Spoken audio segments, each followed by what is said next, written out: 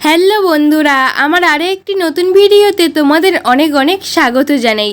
গরম পড়তে না পড়তে মশার উৎপাত খুবই বেড়ে গেছে, আর এই মশার জন্য ম্যালেরিয়া, ডেঙ্গুর মতো ভয়ঙ্কর রোগ বাসা বাঁধে আমাদের শরীরে। অনেক সময় ক্যান্সারও হয় এই মশার জন্য। মশা মারার জন্য আমরা নানা রকমের তেল, কয়েল ব্যবহার করি। এর মধ্যে যে কেমিক্যাল দেওয়া থাকে, এর জন্য ক্যান্সার, শ্বাসকষ্ট, এমনকি অ্যালার্জির মতো সমস্যা দেখা দেয়। কোনো রকম কেমিক্যাল ছাড়াই আমরা ঘরোয়া উপায়ে মশা তাড়িয়ে ফেলতে পারবো, যার ফলে পজিটিভ এনার্জি আমাদের শরীরে কাজ করবে।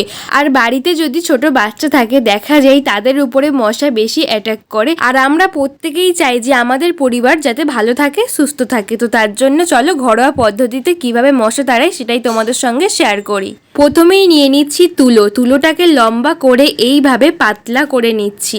এখানে যে যে উপকরণগুলো আমি ব্যবহার করছি, এই উপকরণে শুধু মশা পালাবে তা না, আমাদের বাড়ি নানা রকমের পোকামাকড় থাকলে সব কিন্তু পালিয়ে যাবে এর একটা স্ট্রং গন্ধে। তো একটা প্লেটের মধ্যে আমি তুলোটাকে এইভাবে পাতলা করে নিয়ে নিয়েছি। এর মধ্যে কিছু উপকরণ লাগবে, সেটা হলো প্রথমে নিয়েছি নিম পাতা কিন্তু পোকামাকড় দূর করতে খুবই কাজ করে। আর নিম পাতার যে গন্ধে আমাদের বাড়িতে যে নেগেটিভ এনার্জি কাজ করে, সেটাও কিন্তু দূর করতে সাহায্য করবে, মশা তাড়াতেও খুব ভালো কাজ করবে। এরপর এখানে নিয়ে নিচ্ছি রসুনের খোসা আমরা প্রত্যেকেই ফেলে দিই। তো এই রসুনের খোসা এখানে নিয়ে নিচ্ছি। রসুনের খোসার যে স্ট্রং গন্ধ থাকে, সেই স্ট্রং গন্ধেও কিন্তু মশা মাছি দূর হবে এবং বাড়িতে নানা রকমের পোকামাকড়ও কিন্তু পালিয়ে যাবে। তারপরে এখানে নিয়ে নিচ্ছি 2টো লবঙ্গ আর 2টো এলাচ। আমাদের প্রত্যেকের বাড়িতে লবঙ্গ এলাচ থাকে, আমরা মশলার কাজে ব্যবহার করি। এখানে 2টো লবঙ্গ এলাচ নিয়েছি। তোমরা এখানে চাইলে নষ্ট হয়ে যাওয়া লবঙ্গ এলাচ নিয়ে নিতে পারো। একটা করে লবঙ্গ আমি 2টো বসিয়ে দিয়েছি, আর এলাচ 2টোকে আমি একটু করে মুখটাকে ফাটিয়ে এর মধ্যে দিয়ে দিচ্ছি। এলাচের যে স্ট্রং গন্ধ মশা তাড়াতে খুব ভালো কাজ করে। এর মধ্যে লবঙ্গ, এলাচ, নিম পাতা এবং রসুনের খোসা দিয়ে দিলাম।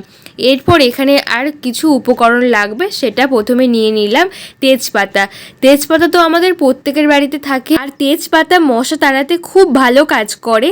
তো এখানে তেজপাতা একটা নিয়েছি, সেটাকে একটু একটু করে ছিঁড়ে আমি এর মধ্যে দিয়ে দিচ্ছি। তেজপাতার কারণে বাড়ি থেকে মশা পালাবে এবং বিভিন্ন রকমের পোকামাকড় থাকে, সব কিন্তু পালিয়ে যাবে। এরপর এখানে নিয়ে নেব দেশলাইয়ের যে মুখের বারুদের অংশ, এই বারুদের অংশ কিন্তু মশা তাড়াতে খুব ভালো কাজ করে। এখানে 2টোই আমার দেশলাই লাগছে। 2টো দেশলাই কাঠি নিয়ে নিচ্ছি, মাঝখান দিয়ে এইভাবে ভেঙে তারপরে দিয়ে দেব এই তুলোর মধ্যে। যতগুলো উপাদান আমি এখানে নিয়েছি ভালো করে নিতে হবে, যেন না তুলোর বাইরে বেরিয়ে না আসে।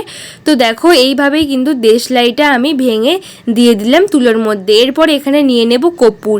যে কর্পূর পুজোর কাজে ব্যবহার করে থাকি, সেই কর্পূর নিয়ে নেব। খুব সুন্দর একটা সেন্ট বের হবে। এই কর্পূরে কিন্তু পোকামাকড়ও দূর হয়। তো এই কর্পূর নিয়ে নিলাম। তারপরে তুলোটাকে এইভাবে 2টো হাত দিয়ে মুড়ে নেব, যাতে না ভিতরের জিনিসগুলো আমার বাইরে না বেরিয়ে আসে। এইভাবে হাতের মধ্যে দিয়ে ভালো করে এটাকে ভিতরে ঢুকিয়ে নিতে হবে, যেন না ভিতরের জিনিসপত্র বেরিয়ে না আসে। তো দেখতেই পাচ্ছ খুব সহজেই কিন্তু আমি এইভাবেই কিন্তু হাত দিয়ে গোল গোল করে পাকিয়ে নিয়েছি, ভালো করে একটা সলতের মতো করে নিয়েছি। এরপর নিয়ে নিলাম একটা প্রদীপ। আমাদের প্রত্যেকের বাড়িতে এই সমস্ত প্রদীপ থাকে। এই সমস্ত প্রদীপ না থাকলে তোমরা একটা বাটির মধ্যেও এটা করতে পারো। তারপর যে সলতে করে নিয়েছিলাম সেটাকে প্রদীপের মধ্যে দিয়ে দিচ্ছি। এর মধ্যে দিয়ে দিচ্ছি সরষের তেল দিয়ে দিচ্ছি কিছুটা। তারপরে ভালো করে এই যে সলতের মধ্যে সরষের তেলটাকে ভালো করে আমি মিশিয়ে দিচ্ছি। তারপরে আমি প্রদীপটাকে তোমাদের জেলে দেখিয়ে দেব। আমার আরও একটি তেলের প্রয়োজন, তাই আরও একটু তেল দিয়ে দিলাম। তো এইভাবে তোমরা যদি জ্বালাও, বাড়ি থেকে সমস্ত মশা মাছি সব চলে যাবে এবং বাড়ি থেকে নানা রকমের পোকামাকড় সব দূর হয়ে যাবে।